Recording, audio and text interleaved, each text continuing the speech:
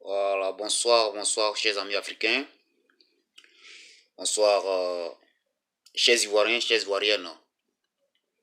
Je suis le camarade Konézié Simplice. Voilà, un fils de la Côte d'Ivoire.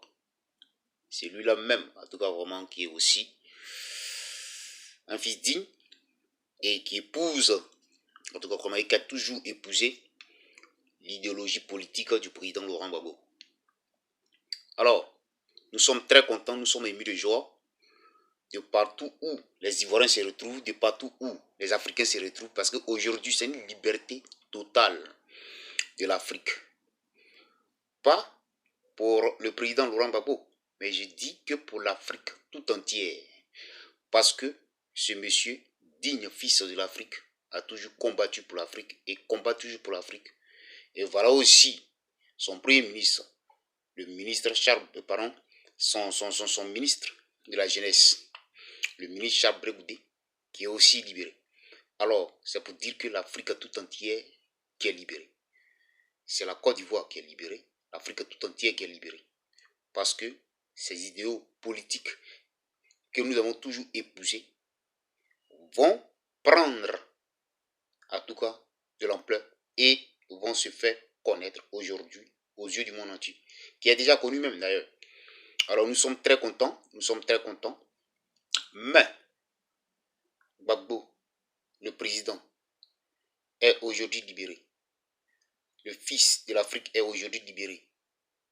Les fils de l'Afrique sont aujourd'hui libérés. Les panafricains sont aujourd'hui libérés. L'Afrique est aujourd'hui libérée. Et on nous parle maintenant de la réconciliation. Parce qu'il faudrait que les Ivoiriens se réconcilient. Les Ivoiriens doivent se réconcilier. Si. Mais le président Gbagbo est libéré. Il ne peut pas rester, je le dis bien ou fort, haut et fort, qu'il ne peut pas rester, en exil pour qu'on puisse parler de réconciliation.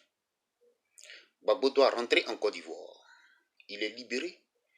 Il doit se retourner dans son pays pour que on puisse s'asseoir ensemble et parler de cette réconciliation.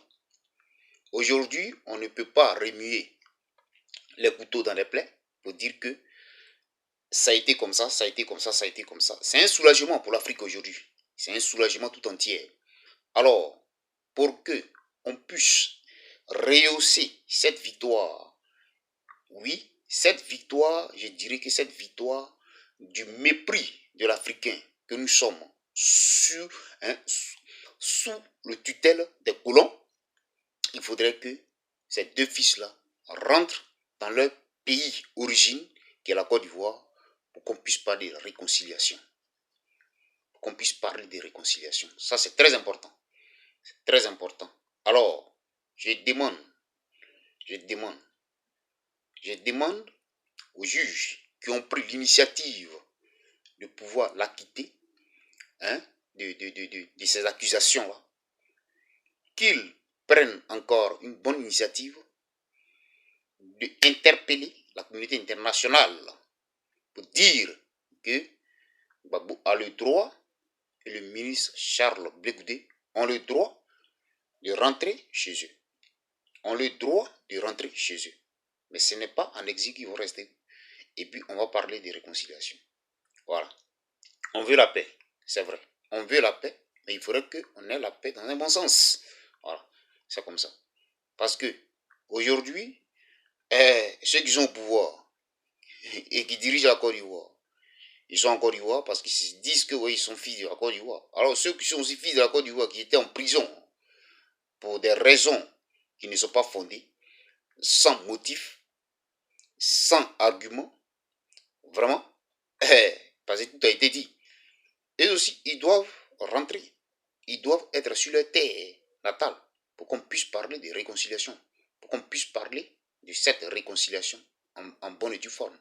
Voilà. Donc on attend le retour au pays du président Laurent Gbagbo. On veut entendre ça aussi. Voilà. Ça c'est clair. Sur ce, en tout cas vraiment, je vous remercie de m'avoir écouté. Pour ceux qui vont prendre l'initiative d'écouter, en tout cas vraiment cette vidéo, voilà. Ce n'est pas pour pouvoir blesser quelqu'un. Mais c'est une vérité absolue que nous sommes en train de dire. Parce que nous voulons la réconciliation. Alors il faudrait que tous les fils, ceux-là même qui ont été en prison, et tous les exilés politiques aussi rentrent en Côte d'Ivoire pour qu'on puisse se mettre sur une table ronde pour pouvoir vraiment faire asseoir la véritable paix en Côte d'Ivoire. Je vous remercie. Je remercie tous les Africains. Je remercie tous les panafricains. Je remercie tous les fils, les filles africaines. En tout cas, vraiment, partout où tu te trouves. Aujourd'hui, disons que c'est l'Afrique tout entière qui est libérée. Ce n'est pas Babo. Ce n'est pas Babo. Ce n'est pas Blegoudi. Mais l'Afrique tout entière. Parce que cet homme a toujours battu. S'est toujours battu. Et ces deux hommes-là, je dirais même, ils sont toujours battus pour l'Afrique. Pas seulement que pour la Côte d'Ivoire. Mais pour que l'Africain nous sommes, nous ne soyons plus sous le joug, voilà, du néocolonialisme. Donc vraiment, nous vous remercions. Je vous remercie. Et je pense bien que sur ce, on va s'arrêter sur ce mot-là. Et que Dieu bénisse la Côte d'Ivoire. Et que Dieu bénisse l'Afrique tout entière. Et que Dieu permette de sorte que les choses rentrent en ordre pour que Babo puisse rentrer en Côte d'Ivoire. Je vous remercie. Merci. Ciao, ciao.